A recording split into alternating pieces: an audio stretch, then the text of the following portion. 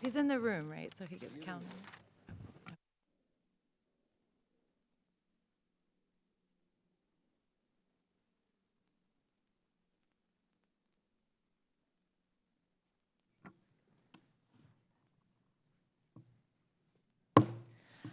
I call this oversight hearing to order.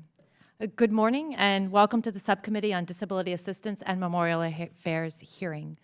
Without objection, the chair is authorized to declare a recess at any time. I'd like to start today's hearing by asking any veteran in the room to raise their hand. I know that my colleagues join me in thanking you for your service. We share the sense of dedication to ensure that we never forget the sacrifice that our women and men in uniform have made in service to our country. The path to service connection starts with a claim for benefits and most often requires a VA exam, commonly known as a compensation and pension or C&P exam. These exams are critical to the success of a veteran's claim. They often provide the missing link to service or give a medical assessment of the severity of a disability. This information can be a deciding factor whether a claim for service connection is granted or disability evaluation is increased. Because disability exams play a key part in enabling veteran access to benefits, we are under a continuing obligation to make sure they are completed correctly and in a timely fashion. In recent years, we've seen a spike in the number of C&P exams outsourced to contract examiners. The work that contract examiners perform continues to increase. In fact, GAO highlights that the number of contracted exams has quadrupled since 2012. Currently, contractors carry out 64% of the exams, up from 61% in May of this year and 53% in May of last year. While I welcome the increased capacity that contracted examiners offer to veterans in rural areas, including veterans who live in my home state of Virginia, quick expansion often can come with growing pains. Today, we're following up on last November's hearing on disability contract exams to ensure that the VA is making progress on the GAO's recommendations. At the last hearing, VA assured Congress it would improve its quality review process, correct flaws in their software and IT programs, and ensure contract examiners completed VA trainings. This is an opportunity for the VA to tell us about the progress they've made over the last 10 months and what work still needs to be done. Since the VA's recent improvements, veterans report a general decrease in the amount of wait times for C&P exams, but are concerned that cultural training is not appropriately provided to contract examiners. Veterans also report that locations of contract examinations are not consistently vetted. One example provided in written testimony by the National Association of County Veteran Service Officers highlights a veteran's experience where their C&P exam was conducted inside of a nail salon. Another example cited to my staff highlighted that a veteran with mobility issues had difficulty reaching their appointment because the contract did not have a handicapped access ramp. My staff has also heard reports that contract examiners are not consistently providing travel reimbursements to veterans.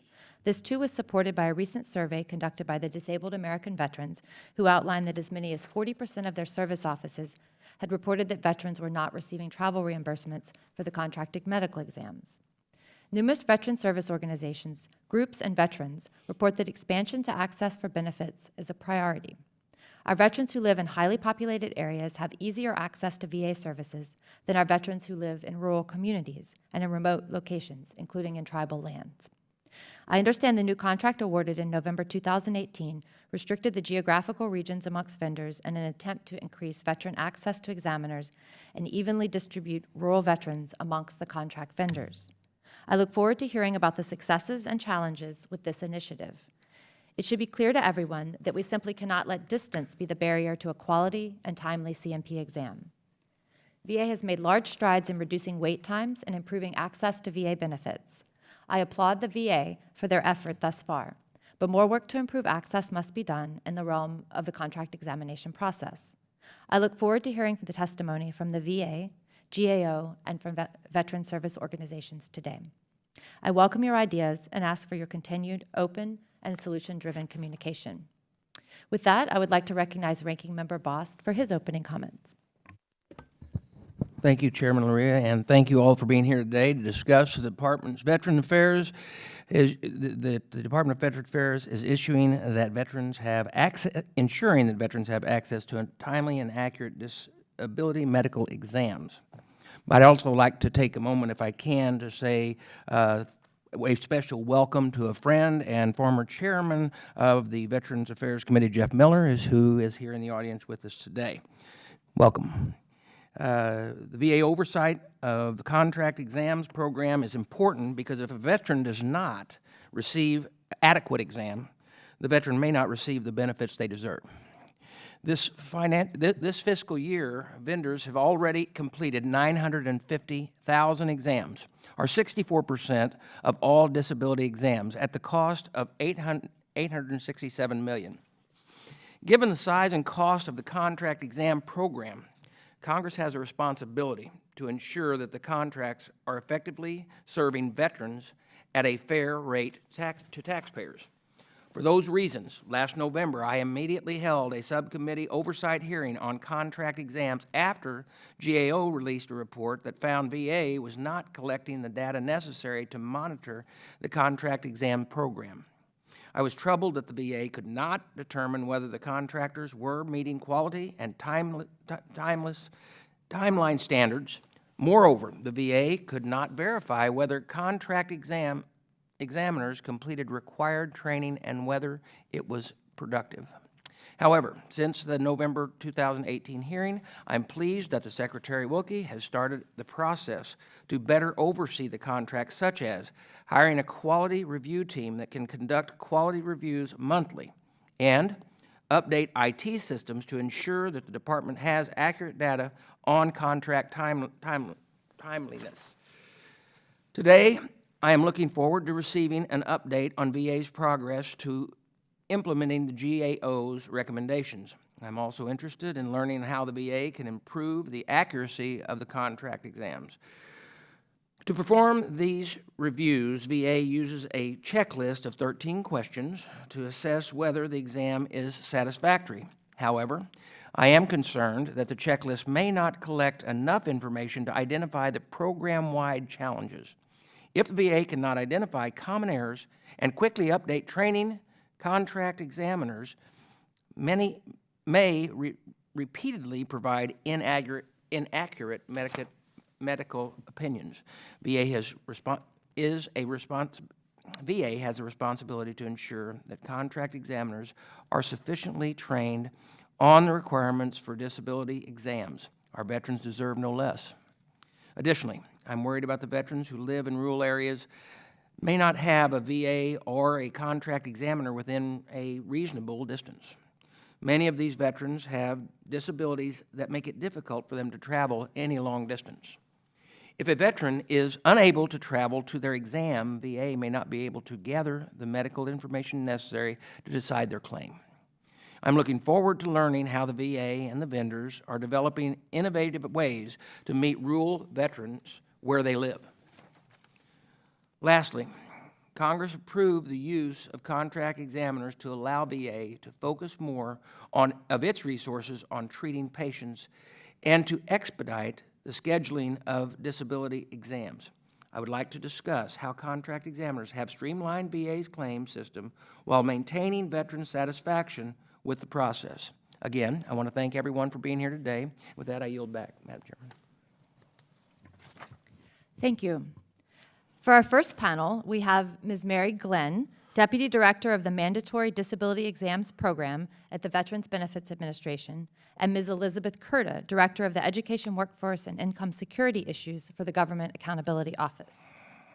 Thank you for being here today, and I'd like to recognize Ms. Glen first for 5 minutes. Good morning, Chair Luria, Ranking Member Bost, and members of the committee. Thank you for the opportunity to speak today on the Veterans Benefits Administration Contract Medical Disability Examination Program.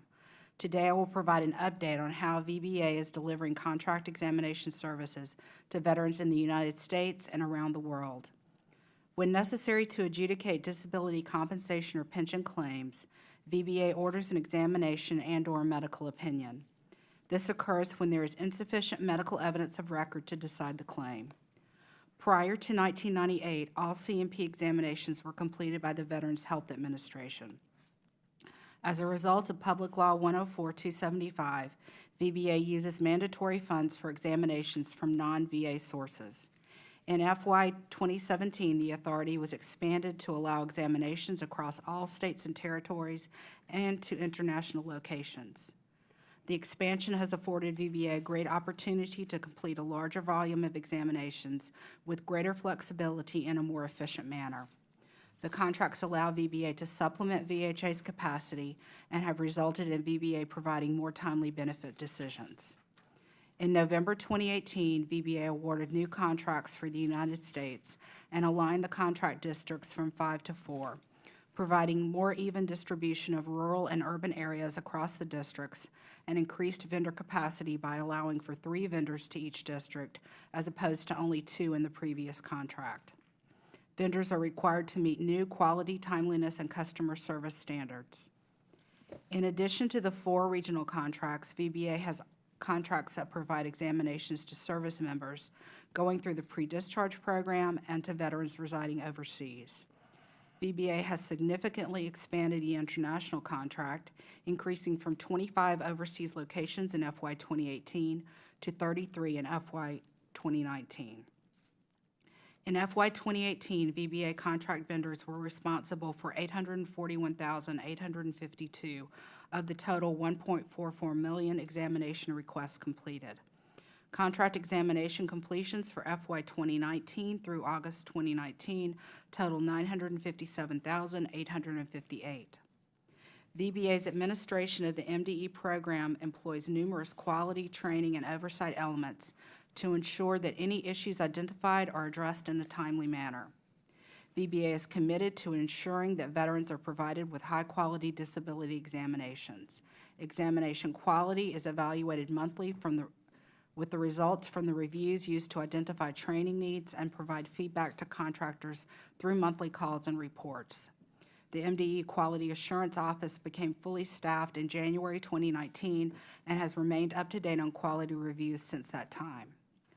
To best serve veterans, contract examiners receive the same training as VHA examiners in order to provide consistent results and familiarize them with veteran-specific needs. The MDE program office utilizes multiple mechanisms as efficiently oversee the contract examination program. VBA combines the use of international systems and ancillary contracts to better evaluate vendor performance. The MDE program office uses ancillary contracts to administer financial auditing, validate provider credentialing, and provide customer service survey results. A third-party credentialing vendor checks the contract examiner medical credentials against multiple sources such as state medical licensing boards and federal sanctions databases. Another contract audits financial activity associated with vendor invoices and payments. Finally, the customer service survey contracts allows all veterans who receive a contract examination the opportunity to provide feedback regarding their examination experience. VBA designed an examination management system that provides the capability to interface with multiple vendors' proprietary systems. VBA continues to enhance EMS through a monthly software release schedule. In the last year, we have addressed connectivity issues and enhanced system functionality to improve oversight and visibility into vendor performance. Veterans in the United States and its territories traveling to C&P examinations are eligible for travel reimbursement. Beneficiary travel payments are mailed to veterans by the vendors immediately following their disability examination appointments and are validated through VBA's third-party financial audit contract. In summary, the MDE program is vital to the delivery of timely and high-quality claims decisions. VBA continues to provide C&P examinations in those instances where VHA does not have the capacity. VBA appreciates the authority provided by Congress to obtain contract examinations for veterans and transitioning service members. Continuous oversight and enhancement of the MDE program remain priorities, as well as looking for opportunities to streamline the examination process. This concludes my testimony. I would be happy to answer any questions from members of the committee. Thank you, Ms. Glen. Ms. Kurta, I'd like to recognize you for 5 minutes. Chair Luria, Ranking Member Boston, members of the subcommittee. Thank you for inviting me to update you on VBA's progress implementing recommendations we made in 2018 to improve oversight of its contracted examiners. In addition to VHA physicians, VBA relies on private physicians via contracts to examine veterans who claim benefits for a service-connected disability. Since 2012, the number of exams completed by contracted examiners has more than quadrupled to about 958,000 and currently accounts for more than half of all exams. Following the issuance of our report, VBA awarded 12 new contracts to private firms that are worth up to $6.8 billion over 10 years. Today, I will discuss VBA's progress implementing recommendations we made in 2018 in two areas. First, the progress VBA has made in assessing contractor performance in terms of the quality and timeliness of contracted exams. And second, the progress VBA has made in ensuring that its contracted examiners are well trained. Regarding the first area, we previously reported that VBA lacked accurate and complete information on whether contractors are meeting the agency's quality and timeliness targets. At the time of our review, VBA had not completed many quality reviews of the contracted exams due to an insufficient number of staff. In response, VBA officials told us they hired additional quality review staff to complete the outstanding quality reviews. For the new contracts, VBA officials said they have completed initial quality reviews but have not yet finalized them. Further, we previously found that VBA could not accurately assess the timeliness of the contracted exams. In our 2018 report, we recommended that VBA develop and implement a plan for using data from its new exam management system to accurately assess contractor timeliness, monitor time spent correcting exams, and verify proper exam invoicing. VBA officials have told us they are now able to correctly measure contractor timeliness in completing initial exams and in making corrections. However, as of September 2019, VBA reported that has not yet been able to fully implement its plan for using the new system to calculate contractor timeliness versus targets. Lacking quarterly performance reports with official quality and timeliness scores, VBA has not yet administered financial bonuses or penalties linked to performance per the contracts. In addition, ongoing technical issues have prevented VBA from implementing an automated invoicing system that it plans to use to validate the accuracy of contractors' invoices. As a result, according to VBA, it still cannot ensure that contractors are properly discounting exams that had to be corrected. VBA stated that it has completed testing of its invoice system and will provide an updated target completion date in October. Due to these ongoing systems issues, VBA has not yet used its contractor exam data to examine contractor performance trends and program-wide challenges as we have recommended. VBA stated that as it improves its systems, it will be able to implement this recommendation, but did not provide a specific date. In the second area of examiner training, VBA has made some progress. We previously found that VBA lacked information it needed to verify that contract examiners had taken required training. Instead, the contractors self-reported this information. VBA also lacked plans to evaluate the quality of the training it provided to examiners. This was particularly problematic given the low quality scores many of the contractors had at the time of our review. We recommended that VBA implement a way to verify that contracted examiners have completed required training and to evaluate the quality of the training. In response, VBA started conducting random audits of contractor training records. In addition, VBA is in the process of developing a centralized training system to collect information on all training completed by contracted examiners and to obtain participant feedback on each course. VBA stated that it expects the new system will be fully implemented by the end of fiscal year 2020 and that it will continue random audits until full implementation. In summary, VBA has taken steps to address the problems with contractor oversight we identified in 2018, but has not yet fully implemented our recommendations. As VA increasingly relies on contracted examiners, it is important that the agency is well positioned to carry out effective oversight to ensure that veterans receive high quality and timely exams and contractors are paid correctly. This concludes my prepared statement, and I will be happy to address the subcommittee's questions. Thank you, Ms. Kurta. We will now begin with questions. I recognize myself for 5 minutes. I'd like to start with Ms. Glen, and thank you again for your time today. I'd like to revisit the issue raised in last year's GAO report regarding the quality review process. I understand that VA's quality review team previously had a backlog that made it difficult, if not impossible, for VA to award incentives or penalties to contract vendors for performance. Have you worked through the backlog, and are you up to date on issuing these incentives and penalties? Yes, ma'am. We have worked through the backlog as of January 2019, when we became fully staffed on the quality review program. We actually caught up that month of January 2019, and we have remained caught up since that time.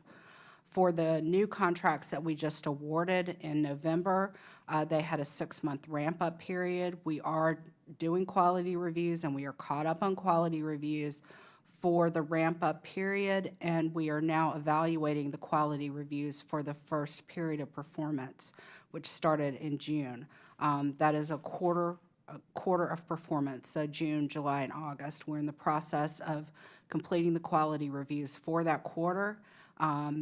They should be completed in the next month and a half or so. Great. Well, we will look forward to being able to see the results of those quality reviews. Is there any data to show whether a veteran is more or less likely to have their claim denied if it was performed by a VA CMP examiner versus a contract examiner? We do not have any data like that. However, we are very open to our veterans, and we listen to them, and we have completely revised the training program. Well, actually, we created a training program for our medical providers. They have to take all training that any VHA CMP provider has to take, and we have also expanded that and created training for them for military culture, for any kind of court decision that comes down that changes the way we look at the medical system. And do you have a any comprehensive system in place in order to track the completion of that training? Right. We do not yet have that. We are working very closely to get a talent management system that we can use for all the providers. Right now, as Ms. Kurta alluded to, we are doing random audits of the completion from the vendors. We're able to go into the So vendor is there any system. quality control you use for completion of the training? Is someone required to take an exam? Yes. Or have a certification Yes. based off the training? Yes, they are. But you don't have a mechanism to track right now whether that's been done? We do. We go into the vendors' training systems. We have access into their training systems. We pull the data ourselves. So do you have examples of providers who've been rejected because they either fail to do the training or fail to pass the required exams related to the training? The last audit we did, everyone was in compliance. So I'd also like for you to address issues raised by veterans who state that they've attended VA contract exams in places that didn't really seem appropriate for exams, such as a nail salon or behind a sandwich shop. Can you explain to me the vetting process for these contract providers and how we can catch things like this before a veteran goes to that location? Right. All of the vendors' locations are supposed to be ADA compliant. That is required by the contract. So when we... So the contractor is required to physically verify that before they start using a provider? Yes, ma'am. And what happens, what kind So- of penalty for the contractor exists when we discover there's cases where that was not If true? we find out that they're using somewhere that is not ADA compliant, we will tell them to cease and desist immediately. So they will no longer use that provider or that facility. I will continue and yield to Mr. Bost for 5 minutes. Thanks. Thank you, Madam Chair. Ms. Glen, and this is important that we get this on the record so we know for future reference. Can you explain, the VA has used, how you're using the lessons learned from the MSLA incident and the past failure to quickly respond to the developing situation with VetFed or any other potential underperforming vendor so that the veterans do not receive inadequate or delayed exams? Can you explain exactly what you're doing to make sure that that doesn't happen Right. or So- cover this problem? Three things come to mind. One is the fact that we changed the contract so that we changed the areas so that we had a more even distribution of rural and urban areas. We've staffed up our quality review program. We are giving monthly training and quality calls to all the vendors on a regular basis. We're there to answer their questions and take care of any training issues immediately. The third thing is we have looked at our EMS program, and we are tracking the data much more closely. We're able to get more data. We're able to have a much broader range of data points than we've ever had before. This is a new system, and we're able to look at it and catch immediately when we see that there's a problem. Do you feel like you're ahead of the vet-fed problem right now so that you can make sure that it does not develop like the other one did into such a large situation that it causes the veterans to suffer and then the program as a whole to look bad? Right. So we are looking at all of our vendors very closely during this first period of performance. We've been looking at them since the beginning of the ramp-up period so that we can catch any kind of problems and make adjustments in their training and anything that we can do to assist them to make sure that they are serving veterans properly. Thank you. Ms. Kurta, is the GAO confident that the information captured in the EMS will allow VA to determine if contractors are meeting performance targets? The VBA has told us that they have corrected many of the problems with the EMS system. However, we still haven't really heard an answer about whether the system can produce the timeliness information that is required under the contracts. And so I think it can be determined, maybe with some workarounds, but I don't know that the system right now can sort of produce that information as readily as would be desired. Okay, then I'm going to check and go with you, Ms. Glen, and can you give us detailed plans that you have to capture the EMS to evaluate performance? And Right. where you see this going, that you can meet the requirements that are set forth by GAO? Yes, absolutely. We are looking at our current provider performance standards. We're listening to our VSO partners. We're listening to veterans.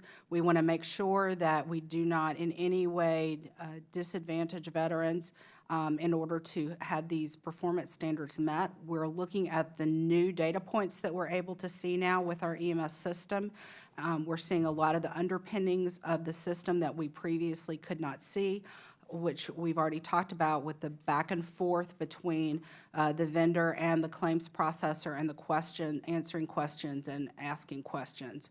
And we're taking all that into consideration as well as meeting with our VSOs to make sure that we have our performance set at the right level. We also now have the ability to move examination requests quickly from one vendor to another. So if we see a problem, we are able to do that overnight. Thank you. I'm going to kind of shift gears here just for the last minute or so. Ms. Glenn, what feedback has the VA received from veterans, particularly rural veterans, about the experiences that they've received from the mobile medical clinics? Right. Most of the veterans that we've talked to that have had an examination through the mobile clinics have been very, very pleased. We were just in a claims clinic in North Carolina this past weekend. We were able to see about 80 veterans during the claims clinic through our mobile clinics. And so 80 veterans in that area were able to walk in and get an examination that day. And it's probably much better than a nail salon. Yes, sir. Just guessing. Yes, With that, I'll yield back. Madam Chair. Thank you. I now recognize Mr. Sablon for 5 minutes.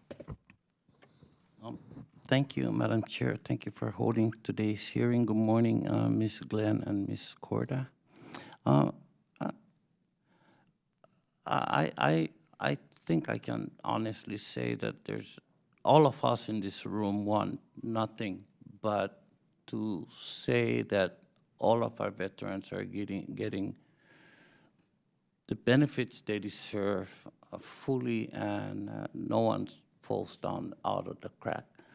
But in these 2 cycles that I've been in this committee also, I've observed that in one way or another, VA has not lived up to its obligations for our veterans.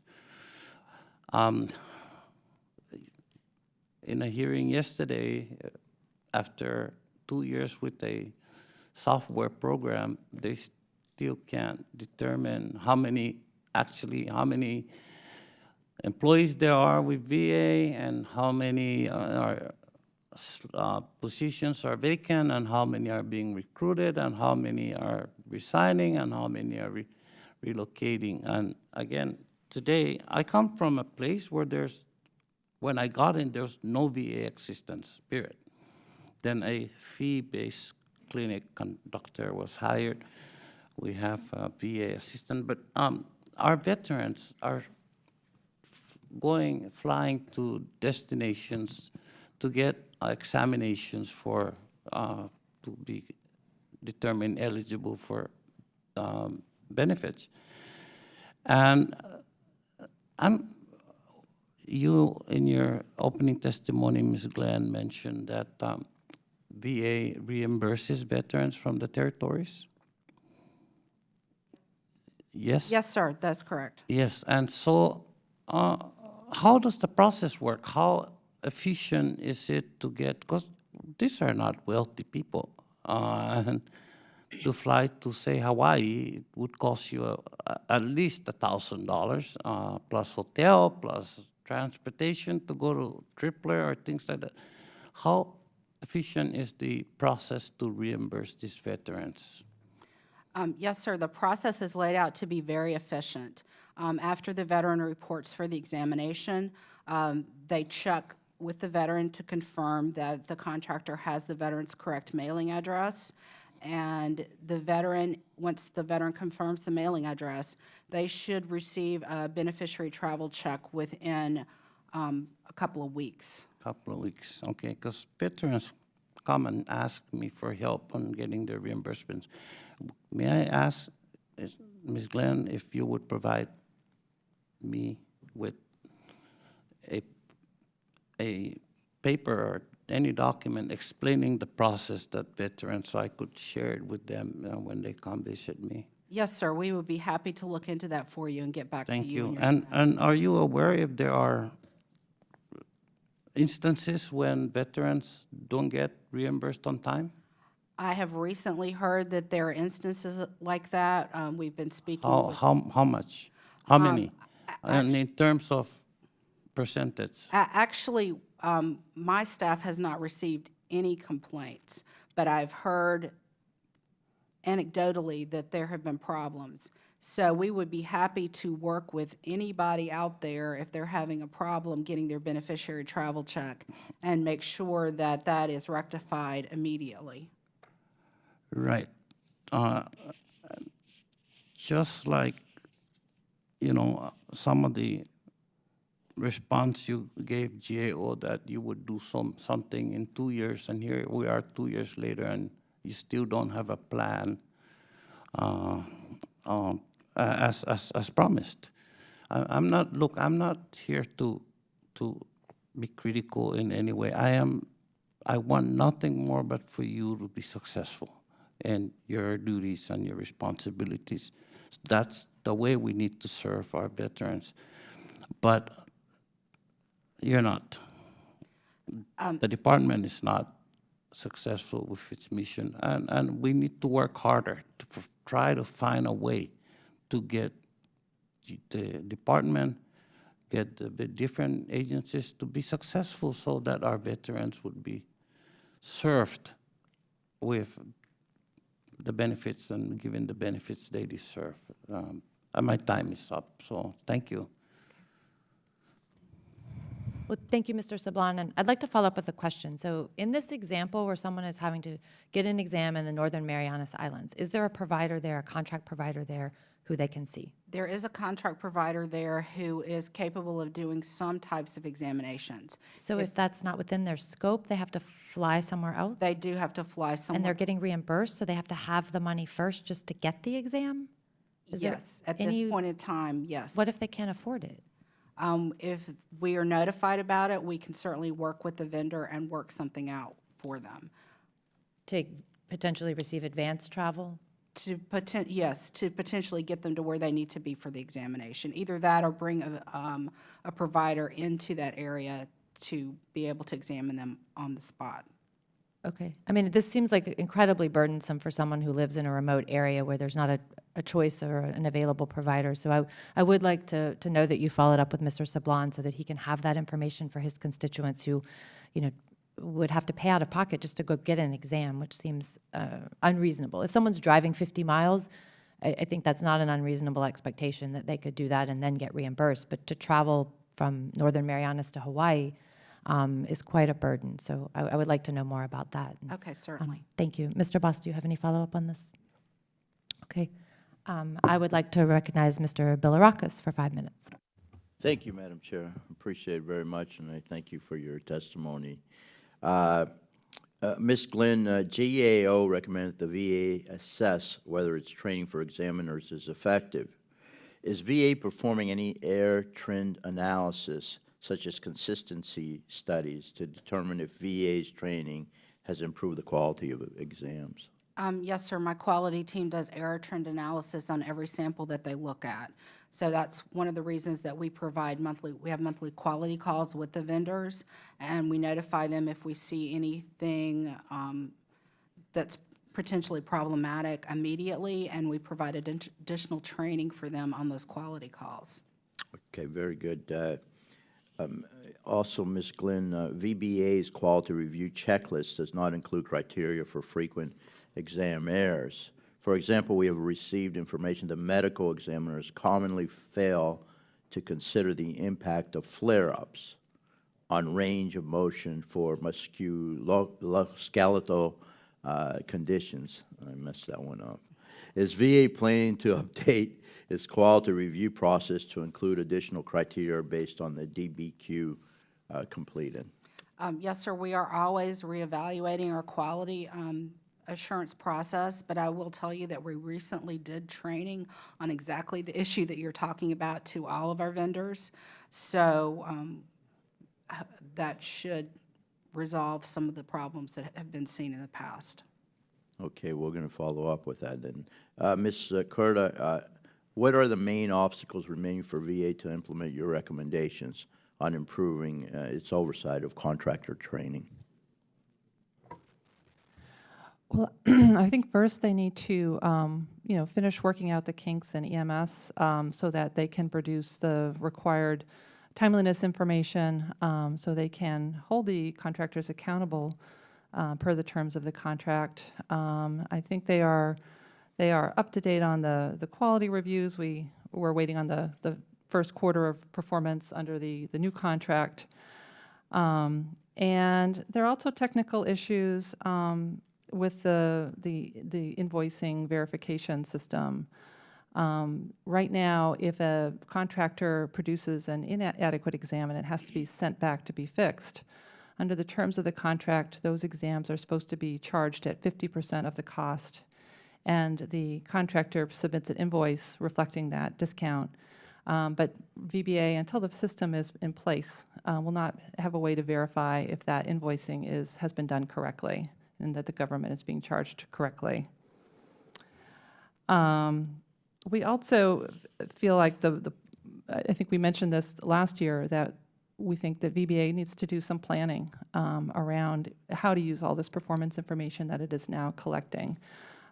They appear to have a lot more information than they had last year.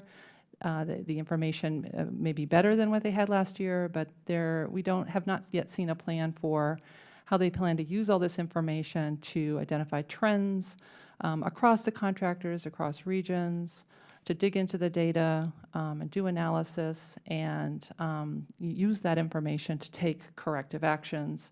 I think as Ms. Glenn said, they are certainly doing this on a monthly basis, just looking at the quality information, but now they have timeliness information, they should have veteran satisfaction information coming in, and doing some analysis on all of these information sort of in combination, I think would give them some insights that they could then sort of proactively address contractor issues.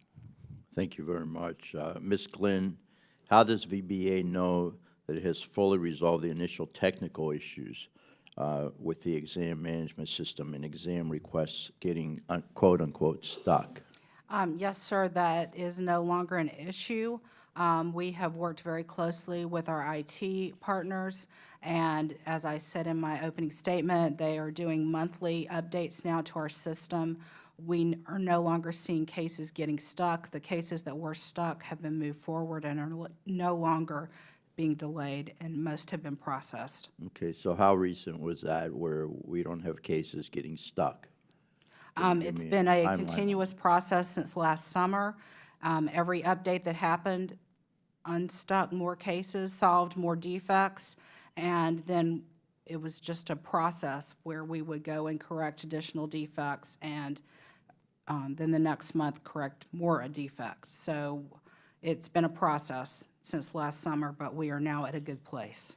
All right, I see my time has expired. Thank you very much for the answers, and we'll follow up. Appreciate it very much, Madam Chair. I yield back. Thank you. I now recognize Mr. Stube for 5 minutes.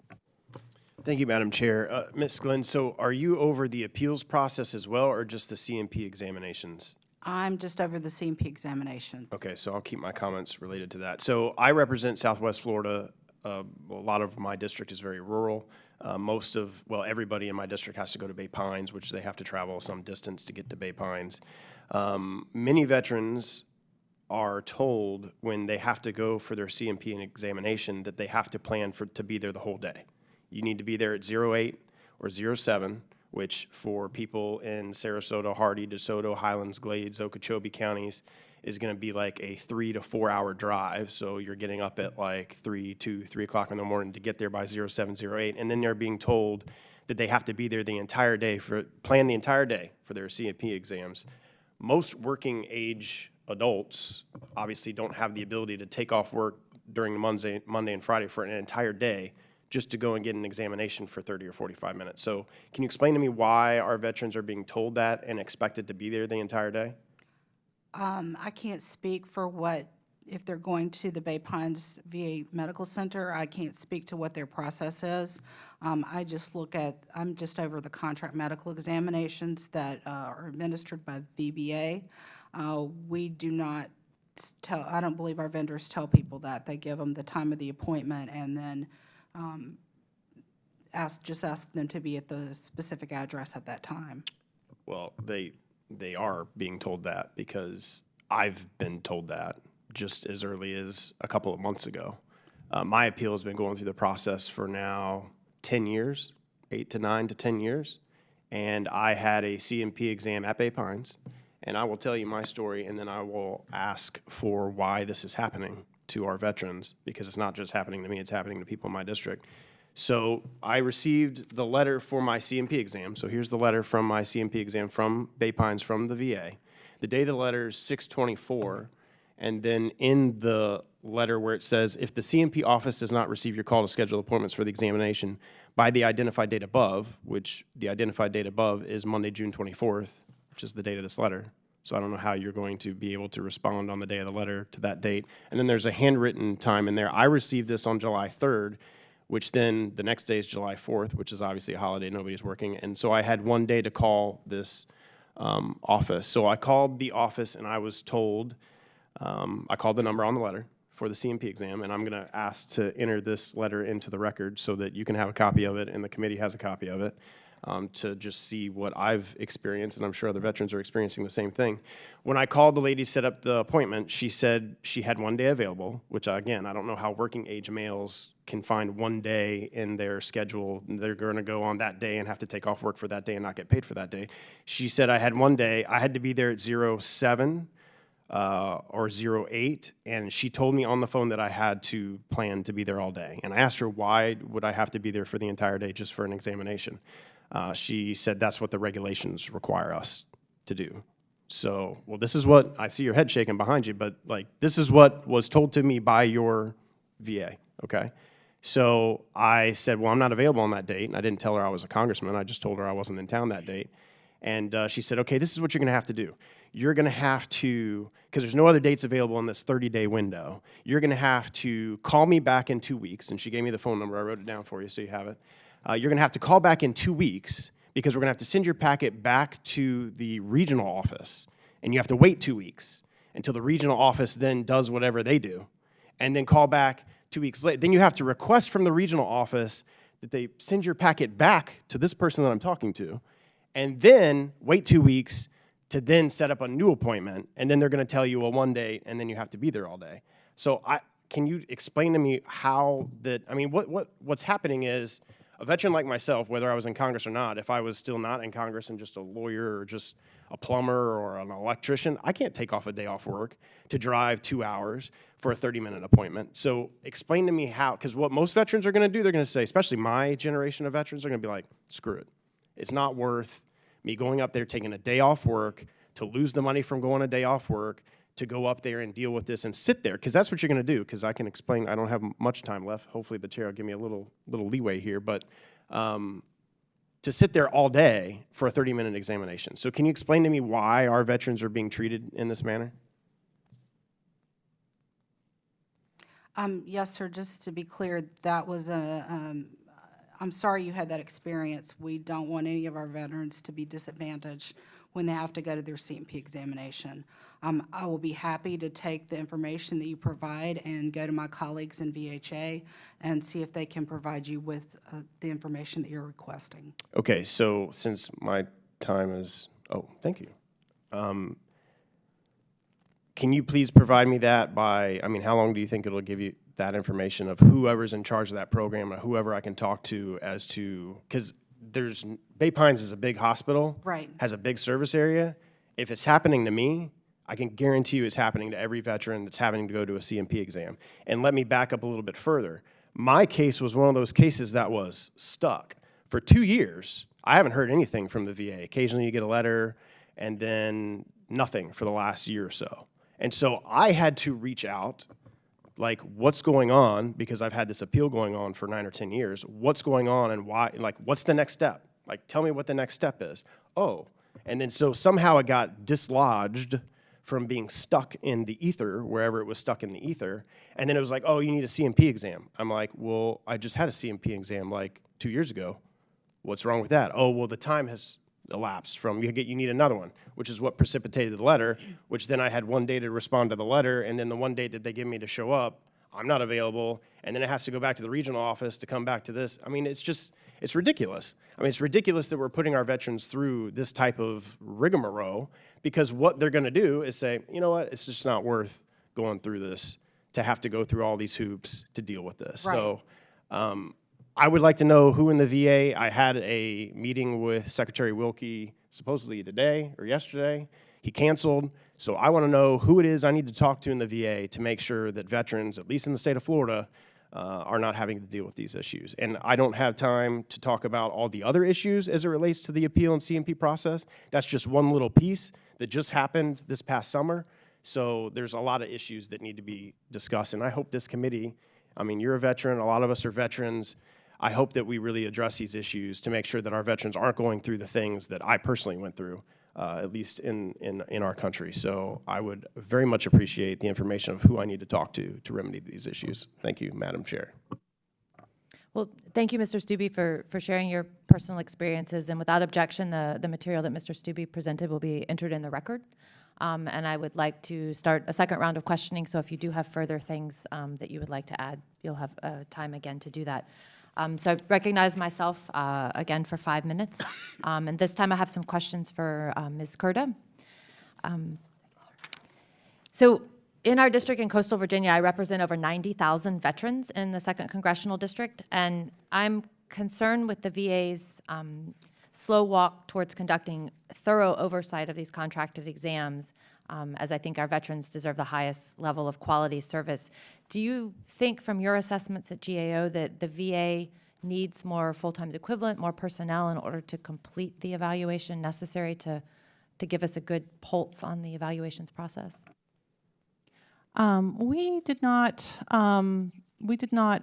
conclude in our work last year. I mean, other than the issue with the quality reviews, that staffing was a significant factor in addressing the oversight issues. You know, I think that we would recommend that the VBA take the time to sort of plan what it needs to do with all this information to be able to provide the oversight, and then use that plan to then align all of its systems and performance information to be able to provide the oversight that they should do. Okay, thank you. And Ms. Glenn, we had the opportunity to meet yesterday, and you did reference a previous staffing shortage, but it seems as though you're within one position of having all of those filled. So are there any additional resources that you would need in your role to be able to provide this thorough analysis, or is it a question of taking the new data you have access to and then working on metrics? Yes, ma'am. I will say we are always looking at our resources and what our capability is and trying to take advantage of every bit of resources that we have so that we can better serve veterans. I would say at this point, as we spoke, we're still analyzing all of our data, and when we are finished doing that, I will be happy to meet with you and your staff and let you know. Great. Well, we look forward to that. And one of the other topics we talked about is cancellations. So do you feel that you have the appropriate IT systems to be able to capture data relative to cancellations and how that impacts the performance both for the contractors and then for the satisfaction of the veterans? Yes, ma'am, we do at this point. As I said, this is all new data. This EMS system was a new system that we built based on our specifications, and it is able to go into the proprietary systems of all of our vendors and pull the data out of there. And that is something brand new that we've never had the ability to do before. Okay, so likewise would like to be able to understand, the conclusions that you can draw from that data once you've had time to analyze it. And lastly, the enactment of the Blue Water Navy Veterans Act is pending here in January, and I'd like you to explain how that will affect the need for claims exams, and is the VA, and specifically in your capacity as providing contract CMP exams, are you prepared for that rollout and a significant jump in claims relative to the Blue Water Navy Veterans Act? Yes, ma'am, we have been preparing for that for several months now, and we do feel that we will be able to meet the surge in exams that we expect in January. So we've been planning on a daily basis all of compensation service in order to meet the needs for our Blue Water Navy veterans. And so when you say that, is that specifically internal to your organization? Do you also feel that confidence within the contractors and their capacity to ma'am. take it on additional exams? Yes, ma'am. We have notified them as soon as we found out that the act had passed, and we notified them to expect a surge when it went into effect in January. Thank you. I recognize Mr. Bost for 5 minutes. Thank you. Thank you, Madam Chair. Okay, Ms. Glenn, I'm going to go back to the rural area. This is, I think, something that we need to expand on and get onto the record. Can you give us detailed plans, what the VA plans is to provide rural veterans with the claim clinics? What's the overall design that you're looking at? What's some unique ideas that you're coming up with? Because that's a real issue out there. I know there's an extreme case like we heard about a while ago, because that would be the extreme case. But there's rural areas all over that we can see that the problem of long time travel to a VA or to even a clinic would be tough. Yes, sir. We are always looking to improve our outreach to rural veterans. We are reaching out to them through these claims clinics, which are typically held by the regional offices within that state. As soon as we hear that there will be a claims clinic, we notify our vendors and ask them if they would be willing to participate, and thus far they have been more than willing. They have large recreational vehicles that they have stripped down and turned into traveling doctor's offices, mobile clinics, so to speak. And they are able to travel to these rural areas and provide different types of examinations, psychiatric exams, audiological exams, general medical type musculoskeletal exams, any type of exam that can be done within an examination room. As I alluded to earlier, we had a claims clinic this past weekend in North Carolina. We had 2 vendors there, and they were able to see a total of 80 veterans. So, and that's because the vendors have the capability to do this under existing rules? Yes, sir. They have the ability, they also have the ability to move medical doctors across state lines so that they can, if they see that there's an issue in a rural area, they can travel one of their provider physicians across state lines in order to perform examinations. So then the next question, because I think you touched on it a little bit, but how is it that we are able to reach out to our veterans that may be in the rural area, educate them that this is available to them? Yes, sir. We work very closely with the regional offices in each state in order to make sure that they are advertising the claims clinics and the availability of our vendors when they are there. The other thing that our vendors are doing is they are doing some telehealth exams now so that the veteran really doesn't have to travel far beyond the borders of their home. They're also looking at what we call ACE exams, which are acceptable clinical evidence examinations, where in some certain specific instances, the doctor is able to review the veteran's claims folder and make a determination without needing an examination. We are actually promoting that the vendors use the ACE exams and the telehealth exams so that the veteran is not disadvantaged in any way. Okay. I'm going to kind of shift gears here right quick. I want to ask Ms. Glen again. Okay, so I understand the VBA has not yet produced quality timelines, timeliness and quality reports that summarize each contractor's performance under the new contracts. Does EMS have automated functionality to generate timeless reports, or is the VBA still employing manual workarounds to kind of get this information? Right. So we have all this new data now. We're analyzing it. We expect that once we have determined that we are using the right performance measures, that EMS will be able to provide us with reports automatically. That's what it was built for, and that's what we want it to do. We just need to make sure that it is measuring the correct number, the correct performance measures. When do we think that we as a committee would be able to receive that information? You would have that information available so that we can compare notes and understand what we're trying to do is being done correctly, or where the holes are, so we can try to work through that? Yes, sir. We will, as soon as we have worked through that, and my staff is actively working on it today, we will let you know, and I will be happy to come back and speak to you again. Are these measures, that information required in the contract by those, that each individual provider has to be able to get that information back to us? It is required in the contract that we notify the provider, that's part of their performance, the overall quality, timeliness, and customer service survey satisfaction. That's all the three things that they're measured on, and that is in the contract. Okay, thank you, and Madam Chair, I yield back. Thank you, and I now recognize Mr. Cisneros for 5 minutes. Thank you, Madam Chairwoman. Thank you both for being here. Ms. Glen, thank you for being here. I wanted to bring to your attention a constituent of mine, Alberto Gonzalez, a Gulf War veteran.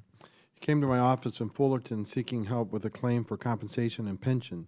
The VA had referred him out to a physician contracted with third-party vendors, VetFed, for an examination earlier this year.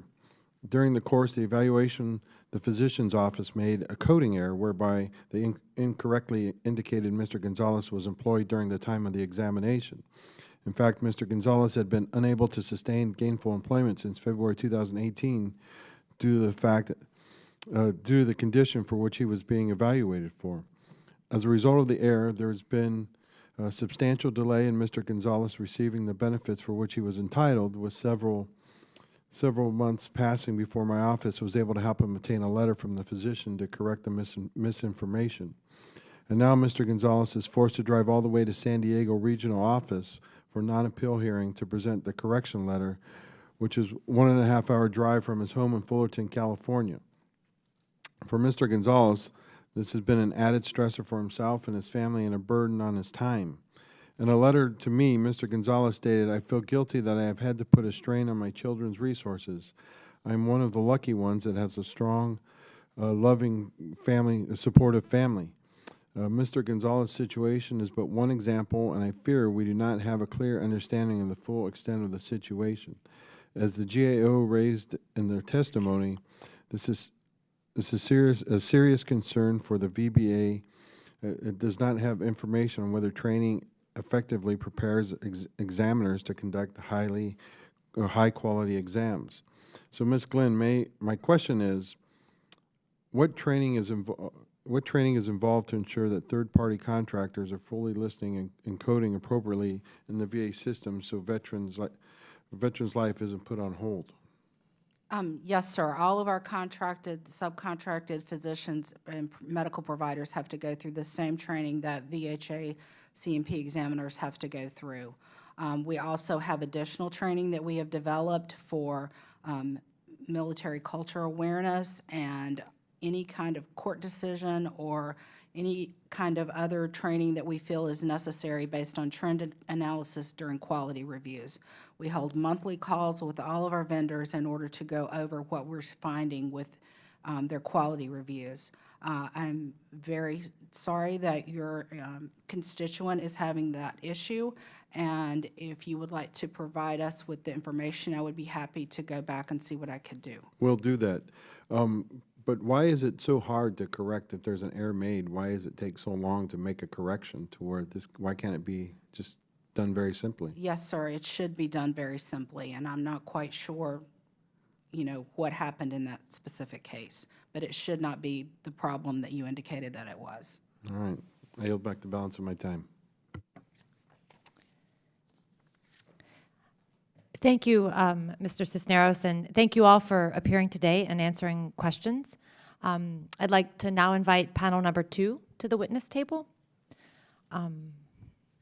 As you change places, I'll make an introduction of those who will be joining us on panel 2. We have Mr. Rick Weidman, Executive Director for Policy from the Vietnam Veterans of America, Ms. Kimberly Shalhoub, Washington, D.C. Liaison, Chair of the National Association of County Veteran Service Officers, Mr. Shane Learman, Deputy National Legislative Director of the Disabled American Veterans, and Mr. Ken Wiseman, State Adjutant and accredited VSO for the Department of Virginia Veterans of Foreign Wars.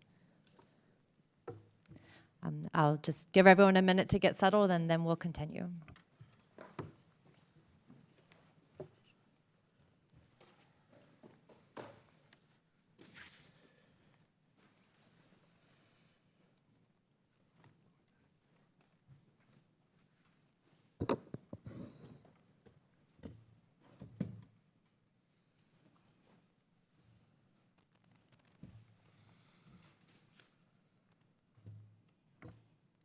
I especially want to thank Mr. Wiseman today for joining us from my home state of Virginia.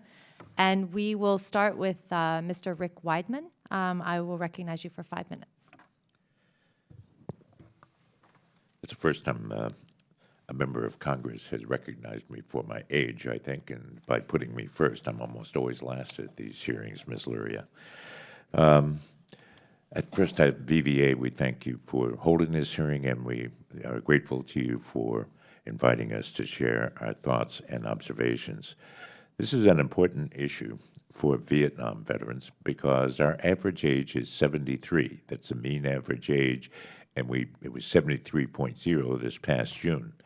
And so folks are, frankly, in the fourth quarter. Not just us, but people who serve us, like the VA, whether on the health side or the benefit side, need to step up their game also and get into a 2-minute drill.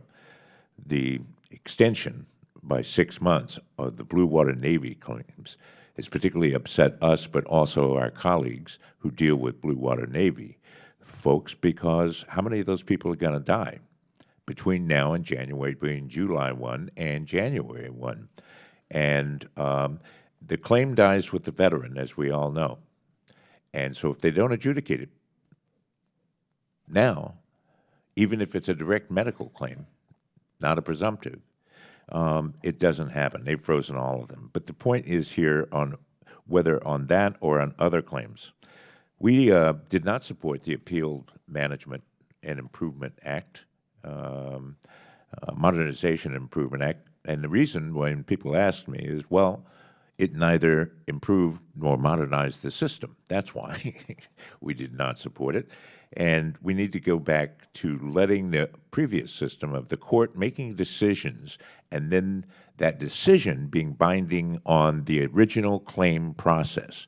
That needs to happen before we're ever going to straighten out this system. In regard to Blue Water Navy, they claim they'll be scheduled as early October. but that still doesn't cut it in terms of moving those claims through in a timely manner, which are necessary. I will skip right to some of our observations and communications about what we believe is the heart of the matter. As much has been made about training, and we believe that's true, that the problem is no cognitive-based tests. And that's not just for the people who are the medical examiners to fill out the claim. They don't do cognitive-based testing of everybody who touches a claim ought to go through the same type of a test. A number of years ago, and I'm glad the former chairman is in the room because he charged us with coming up a group of VSOs, and we came back with just such a plan. It would be VSOs plus county and state people, but also VA people and even attorneys would have to take that exam. And people say, well, you can't make attorneys take an exam. I say, really?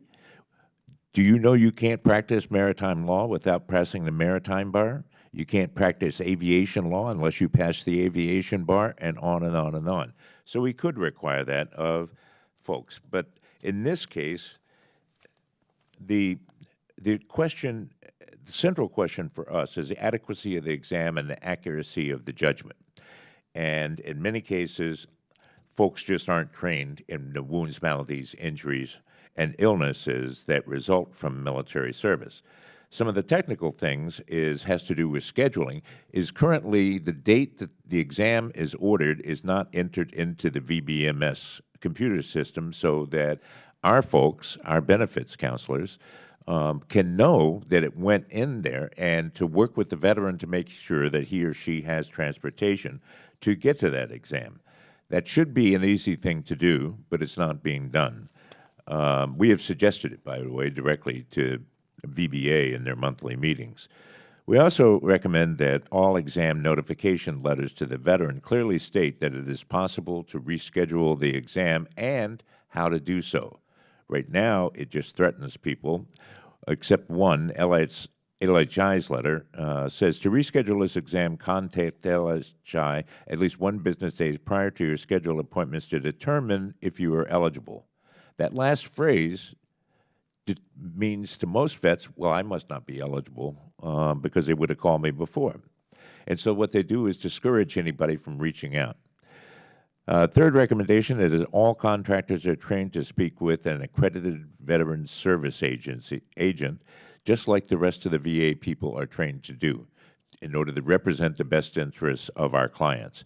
VBA recommends that all exam requests generated by VBA contain a date of request on the form to increase accountability and transparency. Currently, they don't. So you have no idea how long it languished, much less the letter that's generated until it gets to the veteran. We strongly urge the subcommittee to dive deeper into the quality issue. The quality assurance, and you'll notice that all of the testimony about trying to address the previous GAO report is all insider baseball. It's all about bureaucratic things. Well, we've adequately staffed up. Okay, how has that improved the actual quality of the exam and the accuracy of the exam?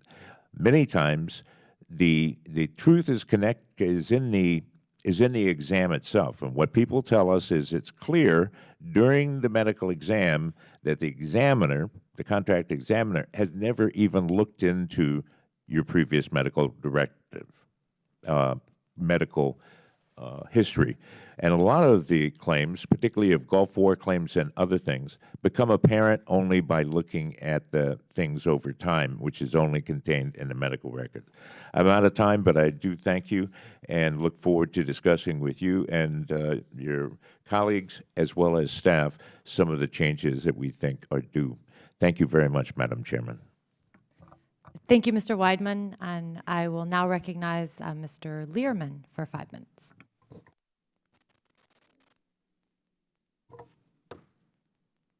Thank you, Madam Chair. Ranking Member Boston, members of the subcommittee, on behalf of DAV's more than 1 million members, we thank you for the opportunity to present our views at today's hearing. In order for veterans to receive their earned benefits, a claim seeking service connection for specific conditions must be established with the VA. In many cases, the VA exam is the linchpin to establish or deny the claimed benefit, thus demanding quality and timely VA and VA contract exams. Starting in fiscal year 2017, the Disability Contract Exam Program was expanded to all VA regional offices. Also in fiscal year 2017, 1.3 million veterans received VA exams, of which 45% were provided by VA contractors at a cost of $765 million. In fiscal year 2018, 1.4 million veterans received VA exams, of which nearly 60% were provided by VA contractors at a cost of nearly $900 million. In the June 2019 OIG report, Inadequate Oversight of the Contracted Disability Exam Cancellations, they determined that VA exam cancellations increased by 74% in fiscal year 2017. This staggering increase in exam cancellations is disturbing, and DAV is concerned that veterans are being negatively impacted. If a contractor reports a cancellation reason, such as a veteran was a no-show for an exam, the case will be decided based on the evidence of record without the benefit of medical evidence from a completed exam.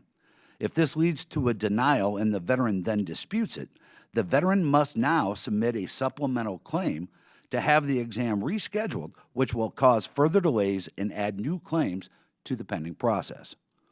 One factor that may be contributing to the increase in exam cancellations is the contractually required 20-day time period for exam completion. Contractors are not allowing veterans to schedule or reschedule exams that may place them outside of the 20-day time period. Madam Chair, recently we solicited feedback from our 65 DAV National Service offices around the country. Almost 70% reported that contractors canceled exams even when veterans were willing and able to report, and more than 80% reported that veterans whose exams were canceled were unable to reschedule with the contract examiner. Given the recent increases in contract exam cancellations and the number of veterans involved, we recommend that VBA track all canceled VA contract exams with specific reasons for the cancellations and provide a quarterly report to Congress, as well as requiring all existing and future VA exam contracts to add canceled exam as a performance measure. Canceled VA contract exams need to be closely monitored as part of the ongoing quality reviews, as these can have detrimental effects for all veterans, but specifically rural veterans, as their access to VA or VA contract exams is even much more limited. For example, our office in North Dakota reported that there are only 2 contract examiners available to veterans, requiring them to drive over 70 miles, and in some instances, veterans are being asked to travel 3 to 4 hours one way for a VA contract examination. Enacted in 2016, Public Law 114-315 allows a VA contract physician to conduct an exam at any location in any state. However, this only includes physicians. We recommend this law be amended to include other licensed health care professionals, such as nurse practitioners and clinical psychologists, that VA currently accepts as VA examiners. Access to VA health care for rural veterans is challenging, but providing VA exams to receive their earned benefits accurately and timely should not be. In closing, the contract exam process should serve the needs and best interests of the men and women made ill or injured by their service. The VA contract exam process should not be designed to serve solely the requirements of the contract. Madam Chair, this concludes my testimony. I would be pleased to answer any questions you or members of the subcommittee may have. Thank you, Mr. Learman, and I now recognize Mr. Wiseman for 5 minutes. Thank you, Madam Chair and Ranking Member Boss. Members of the subcommittee, we appreciate the opportunity to testify today on the important matter of what veterans living in rural areas face when attending CMP exams as part of their VA disability claims. The CMP exam is a vital part of this process for determining if a veteran has a condition that is service-connected and in determining the severity of the condition. As an accredited veteran service officer and a veteran myself, I know the CMP exam is a major phase of completing the disability claim, but it is a process which can be improved and rural veterans would benefit. The VFW provided testimony on contracted exams to the subcommittee this past November, and we highlighted 5 major areas which I can report that all of those are only worsened by the fact that a veteran lives in a rural area. I also want to note that just yesterday, VA has reached out to the VFW to have a conversation about these appointments. A shortage of examiners is something that the VA is known to have. However, there are ways to solve this. One of the nurses who cares for me at the Salem VA Medical Center reported to me that after 19 years she'll be retiring. However, she clearly stated she wanted to continue working part-time, but VA regulations prohibit this. Considering that our nation has a shortage of medical professionals, why would we want to turn away dedicated, experienced people who could help fill critical gaps like CMP exams? This could help solve the problem that rural veterans face. Veterans also complain about the distance that they travel for an appointment. I represent a veteran who is unable to drive long distances, and his daughter drives him. VA recently granted his claim for type 2 diabetes associated with Agent Orange. However, his experience with the CMP exam was absurd, and it's one we can use to highlight ways to fix this system. His daughter takes off from work so she can drive the veteran to the appointment. The appointment that was for the exam was deemed as incomplete by VA, and the veteran was forced to return to that doctor for another exam. The veteran reported both exams collectively lasted less than 60 minutes, and the trip was 8 hours of driving for the 2 exams. That only gives a negative taste of the VA to the veteran. I often hear from veterans that their VA doctor, who works for the Veterans Health Administration, VHA, has diagnosed them with having a condition, but they must still go through a CMP exam administered by the Veterans Benefits Administration, VBA. Why can't the evidence found in a VHA exam suffice for a claim submitted through the VBA? I certainly understand that the responsibility of the VHA doctor is to treat a condition, not necessarily evaluate in accordance with regulations. However, there would be fewer CMP exams if VBA first asked the treating physician to complete a CMP exam. VBA already pulls the evidence from the veteran's record as part of the normal claims process. It's actually questioned right on the exam, or excuse me, right on the claims application.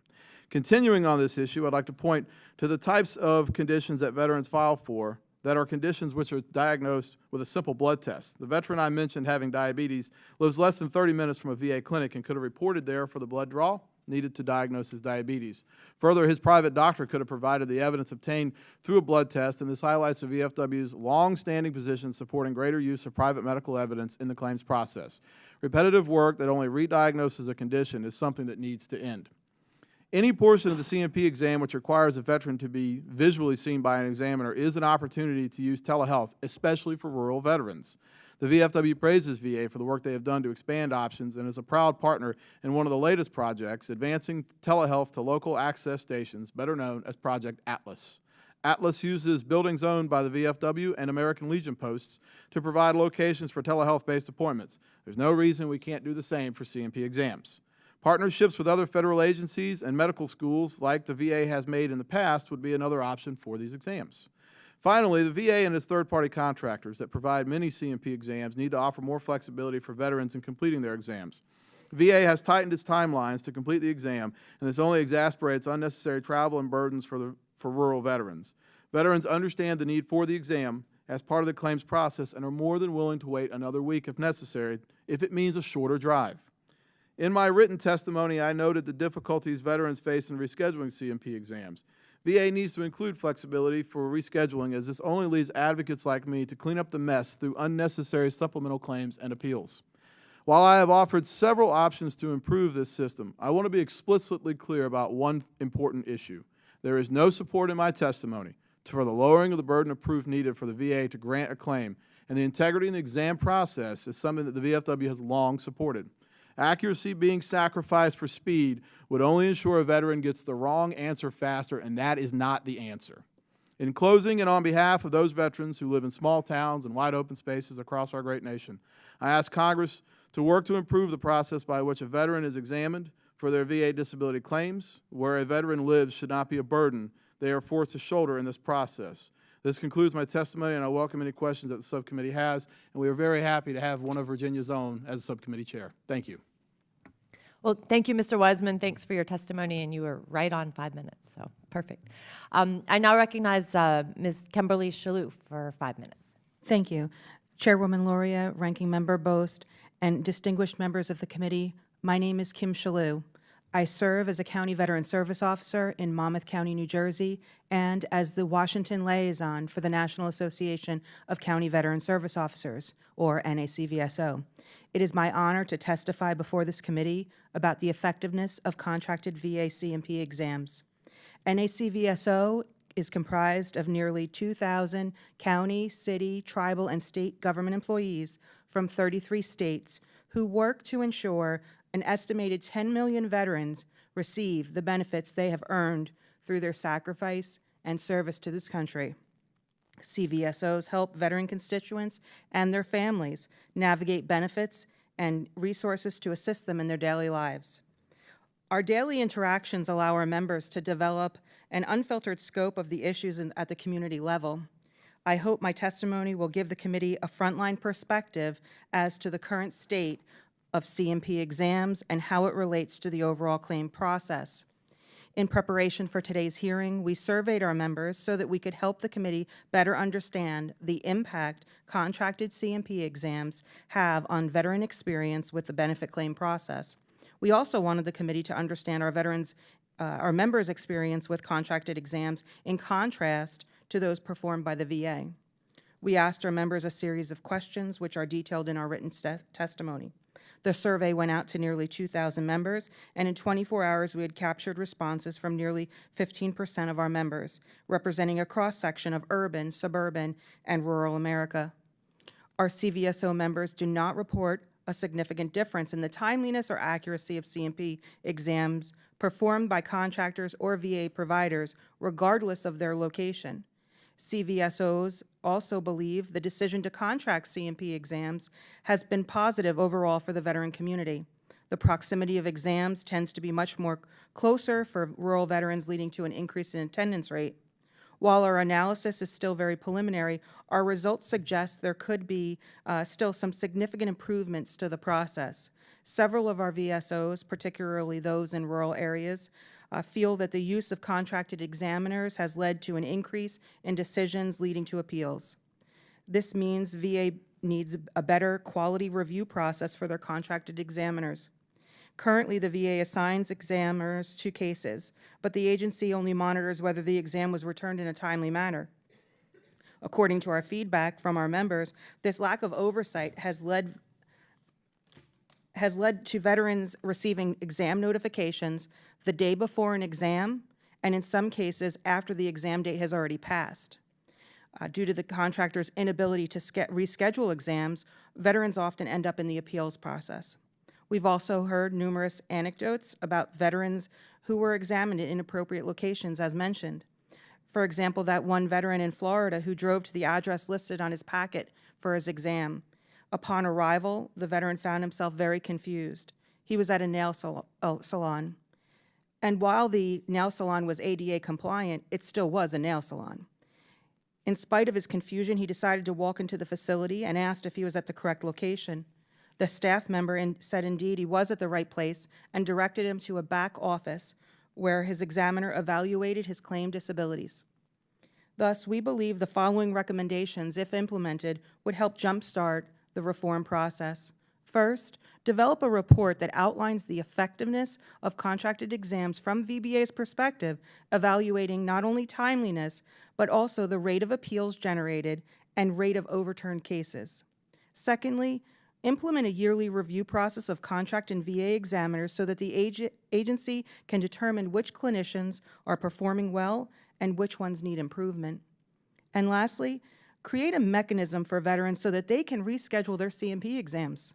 This will ensure veterans will be able to make their appointments in case they receive a late notice. Chairwoman Loria, Ranking Member Bost, and distinguished members of the committee, on behalf of NACVSO and its members, we thank you for including us in this hearing, and I look forward to answering any questions that you may have. Thank you, Ms. Shalou, and thanks to all of our witnesses for appearing today and sharing your observations for working with veterans in our community and being such strong advocates. I'll start with a question for Mr. Wiseman and want to say thank you again. Very happy to have a veteran, a fellow Virginian here with us on the panel today. As you know, the second district, the district that I represent, includes the Eastern Shore, Yes. which is a remote area and has geographic challenges, including a very long and expensive bridge tunnel to get across to where most Yes. of the medical providers are in the Hampton VA. So for those in areas like the Eastern Shore, and you said Salem, there are quite long distances between where people live and those facilities. So the distances between their residents and the nearest care providers, many of the veterans residing in these areas, such as where you live or in Northampton and Accomack counties, have difficulty accessing VA healthcare facilities that would normally conduct these CMP exams. Can you provide an example of the importance that the contract examiner services provide in assisting those in rural areas? Do you have cases where you actually dealt with Yes, Madam Chair. We have a VFW post in Accomack County. It's around the corner from the Walmart and the Bojangles. And when you live in areas like that, you are not going to cross that bridge unless you absolutely have to. And so when we have doctors who are willing to take on claims in that area, it's very important. My example is the current VFW post commander of that Accomack County post. He is wheelchair bound. It is very difficult for him to get around and go distances. And so having that facility near him, the doctor near him, where he was able to go get his examinations was extremely important. However, because his claim was complex, he had to have multiple CMP exams and only one could be in that area. So he had to go to he actually had to go down to Hampton VA for the rest of it. And so, yes, it mitigated part of it, but we need better. And the next part of my question I had written down ahead of time was, asking you for recommendations. So I really do appreciate the fact that you came with some recommendations that I think are very insightful. And, I have 3 of those that I wrote down and I plan to look into as well, is your comments about contract physicians, but what other types of level of certification of medical professionals could be included in that to increase the access. The comment about part-time employment. Yes. I think that gets back to our full committee hearing from yesterday where we talked about not only hiring and retention, but if there is an opportunity for retention of someone on a part-time basis. I'm not familiar with the regulations that currently prohibit that, but it does seem like a way to expand the number of providers. And then I have also heard from veterans in rural areas that telehealth is very beneficial. So would like to be able to explore if there's ways to use that in providing these types of exams as well. So thanks for your thoughtful testimony. Thank you.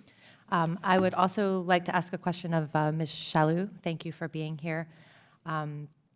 You focused on the rescheduling, and we've heard that as a habitual problem. My colleague, Mr. Stubbe, gave an example about the scheduling process and some of the challenges regarding that, and have also come to understand that there's a 20-day timeline. So if the contractor falls outside of that 20 days, they can be penalized for fulfillment of the contract. And so from your observation, what type of system would work better? How could we communicate better to veterans that they have the option to request rescheduling these appointments and just make this a more transparent process so that we can both meet the intent of the 20 days because obviously that was found as a benchmark to be timely, but sometimes timely is not as advantageous as distance or quality of the exam. So giving the veterans a choice in that process and actually giving them an option that they can schedule an exam that they can actually get to. Yes, thank you.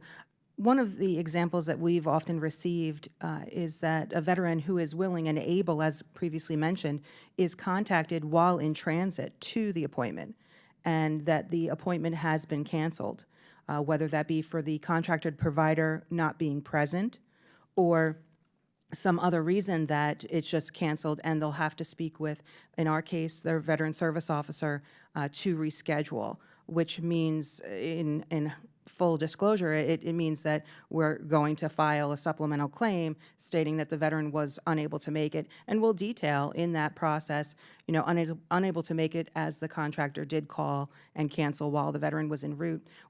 One of the things that through the AMA that we lost was that ability to ask for a reconsideration.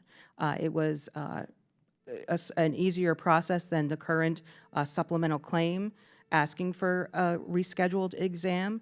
And no law is perfect, and we look to find a way for VA to find a stopgap measure to fill that space where the reconsideration was. our veterans, oftentimes, if the veteran is not available on that specific date, it is a failure to report, an FTR. And that, right in that, the contracted examiner doing that forwards that to VA, and the VA is decided based on the evidence in record, which there might not be enough to grant. So that becomes a denial. So some sort of mechanism, even when when a veteran is getting a CNP exam through VA, it's a phone call, it's a discussion. It's not a letter saying, this is when you must report. And there's no, and yes, it is often done on day 18, day 19, and it's outside of their purview to extend that. So yes, a conversation as opposed to a demand, I think would be a great start. Yes, LHI does offer the opportunity to call in, but the other providers, this is your date, please report. Well, thank you for sharing that. And I recall going through the process of separating and this evaluation process myself. The tone in the letters that I received definitely made me think, like, you have to be there at this date and this time. And, I simply couldn't do that for some of the appointments, and I was able to call and make changes, but I would say that it's not apparent that is a possibility. And I don't know which of the service providers actually was contracted for the exams that I did, but I did go through the CMP exam process. I did go to providers in town, and I feel like I had good quality exams when I was there. I was satisfied with my result, but again, I did experience the scheduling conflict, and I would like that to be more transparent for people. I'd now recognize Mr. Bost for 5 minutes. Thank you, Madam Chair. I've got a question for the whole panel, and it's a two-part question, kind of, okay? I want to know how, for rural areas, what's the recommendation of each of your organizations to make it to where they can provide the exams better, okay, and provide them when we deal with rural areas, because I mean they're trying to do the mobile vans, they're trying to do all of that, and I know it sounds very, very terrible that it happened in a nail salon. Okay, let me put a disclaimer here. My wife and I own a beauty salon. I would not say that would be the appropriate place. But then the question is, if the front was a nail salon, quite often in our small communities where we could provide these services, there might be an adjacent room that would be appropriate for an exam, and then it would give the appearance that it was a nail salon. I don't think it's a good idea, okay? But when we're trying to provide the closest and best exam that we can for people who have chose to live and or move back home to a place that is rural as many of my areas are. So I'm asking for you to give suggestions. How do we work with the VA and the contract examiners to say, okay, these are the criteria we set, and that way we can really provide for all of them the best possible? And I'll start. Telehealth is a great way, and while we had always favored telehealth, I personally had that experience where they thought I'd had a stroke back in January and transported me to the Washington VA. My neurologist stayed in the room, but the specialist, there's a specialist, at least two, on duty someplace in the VA system 24/7, and talked to the specialist who was at DeBakey VA Hospital in Houston. But they had me hooked up to all the monitors and a big screen, so I might as well have been in the same room. Point is this, even very rural communities usually have some kind of medical facility, and that kind of thing could happen out of that medical facility, and including having people hooked up to the medical gear. It seems to us that that's the way to go. While we favored the contracting out in the beginning, what we really favor is filling those 50,000 vacancies that VHA has with those clinicians, and then pulling it back in-house. Mr. Lehrman? In a lot of areas, especially when you're talking rural, there's going to be a lot of limitations for all sorts of resources. I think one of the big ones, too, is time. Growing up on a farm out in the middle of nowhere, you don't always have the time to do things because you have other requirements that you have to fulfill. So I think one thing we really need to look at when it comes to rural veterans is maybe extend it from 20 to 30 days. Give them that opportunity to reschedule that contract exam in a way that still gives them the option to get it done without it being not rescheduled, and now they got to start all over again. The other portion I'd like to talk about again is they were talking about the mobile claims clinics and how they can go to certain locations and do a claim clinic. Well, why can't we have a compensation exam mobile clinic to where we know there's a group of veterans in this area that all need C&P exams? Why can't we set up a clinic like that in a lot of these regions to where we can use some of the local medical facilities that are there? And if we amend Public Law 114315, not only can you take physicians across state lines, but now you can bring in resources that the contractors may have, such as clinical psychologists, nurse practitioners, that can help fill those gaps and provide those exams in a much more expedient manner instead of waiting or rescheduling or driving 4 hours to get an exam. Mr. Ranking Member, I have to agree with my colleague from VBA. The telehealth option is there. That's why Atlas is so amazing. If you go to Lee County, Virginia, it's in the far southwest corner. One of my state officers live there. They don't have a hospital. They got veterans organizations who have buildings. And so if we have telehealth abilities, like for instance, mental health, we're doing a great job at VA treating for mental health. Why can't we do the C&P exam for mental health through telehealth for, in a bigger spread of more and more appointments, because you can go to those places. We've got that ability. Partnering with the VSOs is something that the VA has always been able to do. Let's do it more. Yes, sir. So 65% of our members of CVSOs are in rural areas where we all have offices with doors providing privacy. Yes, we look to partner with VA, and why can't we work out some sort of arrangement where VA enters into agreements with county veteran service officers to provide C&P exams on site where the veteran is familiar with and can attend. Thank you. Thank you all very much. My time has expired. Mr. Boss, would you like more time to continue questioning? Okay.